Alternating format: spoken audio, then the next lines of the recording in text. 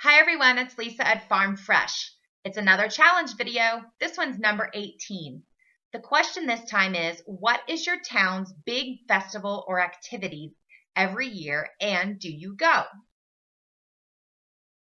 Our town's biggest festival and activity is the 4th of July celebration.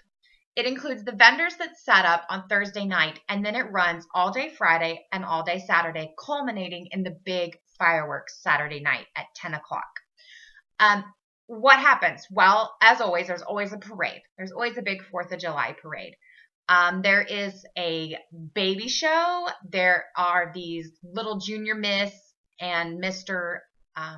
Baby pageants, toddler pageants. There is a talent show. There is clogging demonstrations. They usually have a couple local bands perform.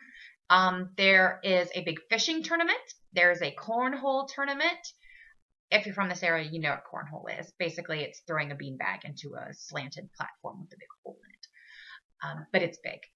And they have a big tournament, and they give money prizes for it. So it's important. They also have, they recently added a very well-populated and attended one called the Burnout.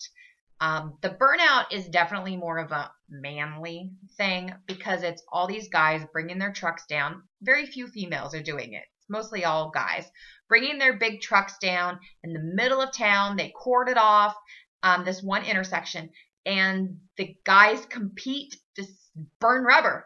They're burning rubber right there and making the biggest smoke, the biggest black plume that you can possibly see. We're the first farm out of town, and sometimes there's a guy who can do it so much that we can see the plume going up, and it's like something is on fire in the middle of town. That one is really well attended, and they actually give prizes for it. I'm not quite sure. Maybe new set of tires might be the prize. I'm not sure. I have to ask my husband.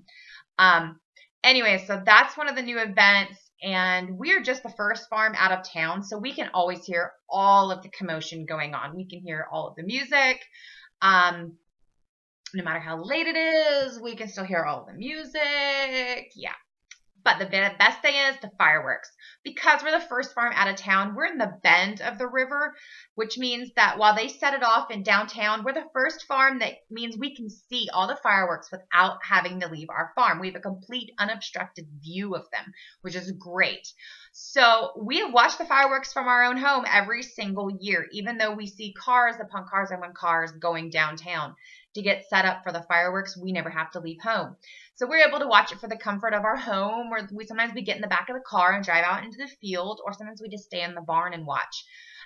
Because of that, because of our location, we usually have people coming down our road and pulling up the driveway, and then they sit along the railroad in our driveway, and they watch fireworks from our property too.